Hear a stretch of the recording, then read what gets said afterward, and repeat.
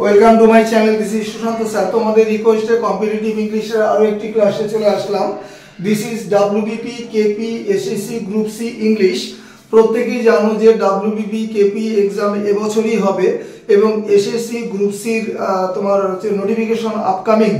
তো SSC group সিতে 15 নম্বর English থাকে এবং এই তিনটে পরীক্ষার ইংলিশ পার্টটা প্রায় একই রকম। এই জন্য ক্লাসটা তোমাদের রিকোয়েস্টেই দিচ্ছি। চলো স্ক্রিনশটের জন্য কয়েক সেকেন্ড সময় দিচ্ছি।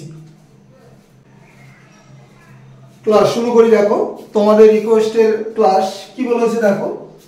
Ronita always boasts dash her wealth. Ranita সর্বদাই তার সম্পদ নিয়ে অহংকার করে। এখন বোস্টের সাথে অ্যাপ্রোপ্রিয়েট প্রিপোজিশন আসবে অফ। এই বোস্ট অফ মানে অহংকার করা। এস হয়েছে না টেন্সের কারণে, সিম্পল প্রেজেন্ট টেন্সে হয়েছে। Next, age and experience dash wisdom to man.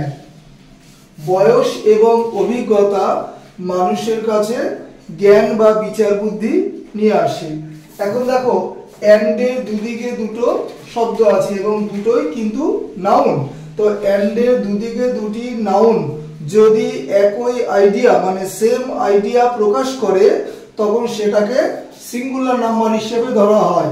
পূর্ববর্তী ক্লাসে বলেছি ব্রেড অ্যান্ড বাটার নিশ্চয়ই জানো, রাইস অ্যান্ড কারি, এরকম অনেকগুলো জোর শব্দ আমরা কিন্তু ডিসকাস করেছিলাম। তো যাই হোক, আজকে কি এজ আর এক্সপিরিয়েন্স, বয়স হলেই তার অভিজ্ঞতাটা বাড়ে, তাই না? তাহলে এখানে দুটো মানে এজ এবং এক্সপিরিয়েন্স আইডিয়া কিন্তু একটাই প্রকাশ করছে। এই কারণে এটাকে সিঙ্গুলার নাম্বার ধরে নিলে সাবজেক্টটাও আমার সিঙ্গুলার নাম্বার হবে। অবশ্যই এটা সিম্পল প্রেজেন্ট টেন্সে আসে, এগুলো প্রত্যেকেই জানো। তাহলে এখানে আনসার কোনটা আসবে? আনসার আসবে ব্রিংস। কখনোই ব্রিং আসবে না, কারণ এটাকে সিঙ্গুলার নাম্বার ধরছি। যদি প্লুরাল নাম্বার ধরতাম, ধরো রাম অ্যান্ড শ্যাম দুজন আলাদা, তখন আবার ভার্বটা প্লুরাল আসতো।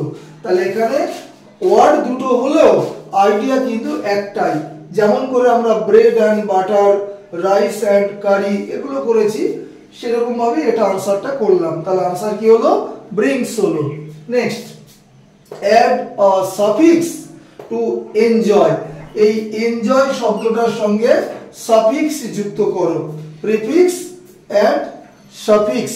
প্রিফিক্স মানে উপসর্গ, মূল শব্দের আগে বসে শব্দাংশ।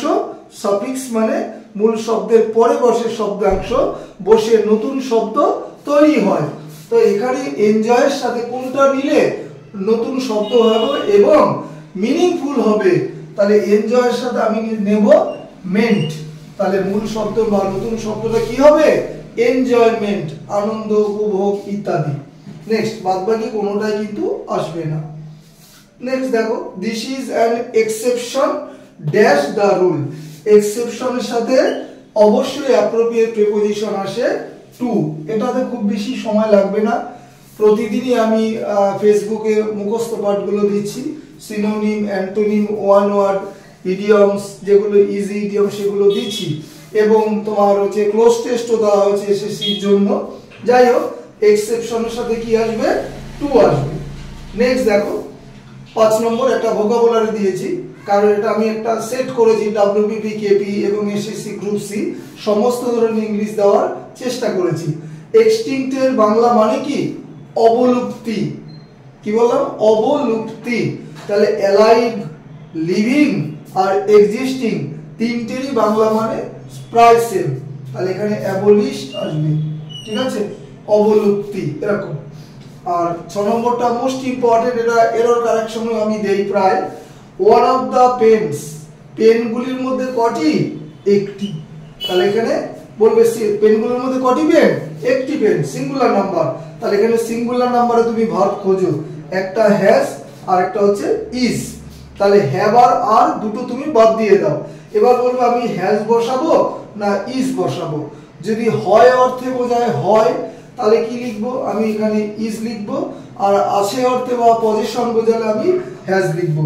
পেনগুলোর মধ্যে একটিতেও কি ড্যাশ নো ইঙ্ক মানে কোনো কালি নেই।